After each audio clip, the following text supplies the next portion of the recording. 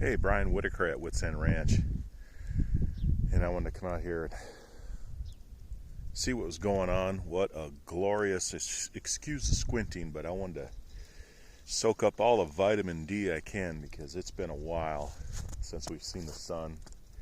It has been quite the winter here in Minnesota already. We've had lots and lots of snow, lots and lots of plowing, and it was a good 10 days or so of a really cold snap, but we got through it. And so Sawyer is not only, sorry buddy, don't mean to wake you up. Sawyer is not only laying down, he has somehow managed to make that hay like a pillow for him. Got a little bed and breakfast going on here. That's just some unrolled round bale hay that I was finally kind of pushing it actually to get in here with the little tractor, but we made it. The horses, fortunately, since I do this often where I unroll hay or I'll feed them out kind of out in the snow,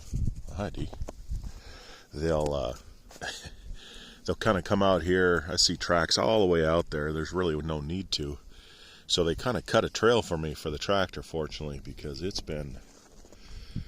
it might be a couple of weeks since I've been able to unroll hay. In fact, I could barely just make it in here to put a round bale there, let them just eat on that. But I know people's concern usually is the waste of this, and it depends on the situation. With this nice, clean, fresh snow, they'll eat, I don't know, they'll probably eat 90% of this hay. And what they don't eat just becomes fertilizer. And it depends how many animals you have here. If you have too few, it maybe wouldn't work as good. Of course, if you had mud, it'd be a lot more hay going into the mud, but I don't even know if I'd consider that waste. I get it. Hay's expensive.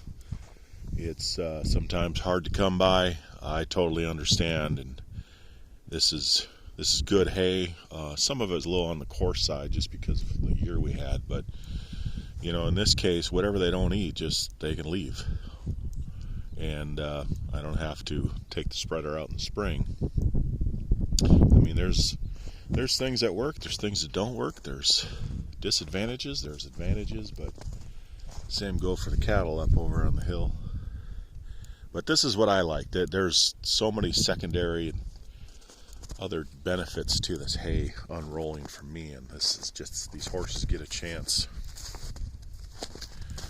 to lay down. Look at now, Peppy's rolling, get cleaned off in the snow. The snow's a good thing. It's a little frustrating to move at times. Leo's out cold here, just flat out. That's pretty relaxed. Uh-oh, don't get stuck, Peppy. There she goes. That's a lot of work, soaking up the sun, but you know, they will lay in the snow a little bit, but it still gets a little wet and cold. But I used to do this with small squares too, and that works well if you can get out here. Sometimes just take a four-wheeler, whatever you can do. Yep, now it's time to eat, but so it works out well. You can go back to sleep. And he says, I will. No worries here. I know where Miss D is always going to be, right here. Right in my pocket. Oh, Peppy had to get a drink. He says, maybe. Nah.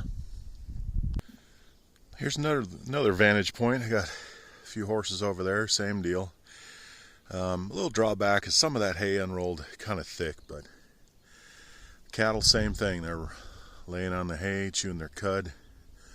I don't think they could be much happier. And this is some deep snow, and I was pushing my luck getting through, but I made it. That little girl's eating some hay. Like I said, generally, especially a herd like this, they'll eat the vast majority of this hay. And what they don't, just more grass will grow there. So I don't ever look at it as waste. I know it's not for everybody, and there's like same thing here. There was times I barely make it through the snow just to give them a bale of hay, but I got this unrolled. Boy, I'm seeing some tracks out there. It's crazy. That must have been coyotes or something. Probably getting this close. They don't bother when these calves are this big, but I've never had them bother except for chickens. Right, Hondo? You keep them back.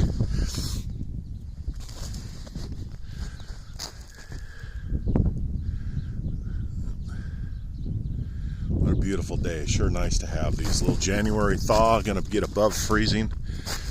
See the sun. It's so nice to have these days when it's been quite the winter. It's nice for the animals to get a break, lay down and ruminate, stay dry, stay clean,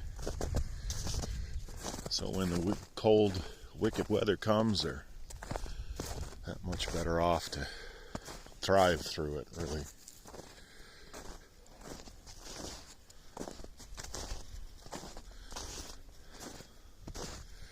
A lot of times they'll lay down, they'll, like that little calf, they'll eat when they're laying down. Kind of had to start here where the snow was already compact to get started, and hope like crazy unroll it.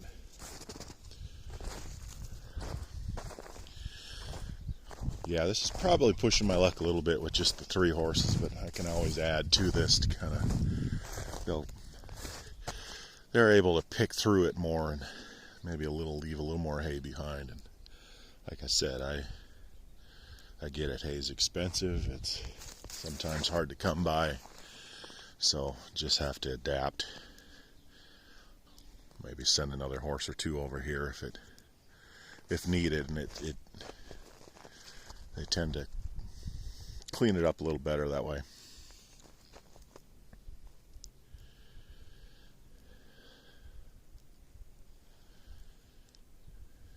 That's a good sound. They're deep breaths and they're chewing their cud. It never gets old.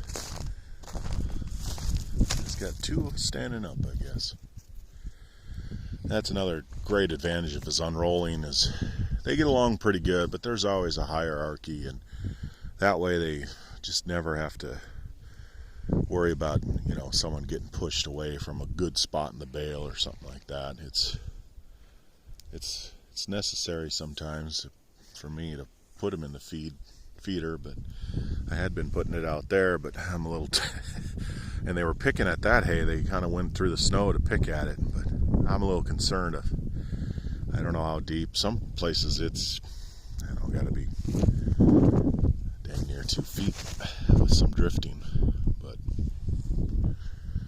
nice few days of melting helps get the snow off the roofs, get the heavy loads off the roofs, and let these guys soak up the sun, including myself.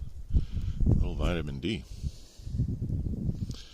A little update on the Bermuda and the herd cattle, the grass-fed herd. Hope it's good weather where you're at. Thanks for watching.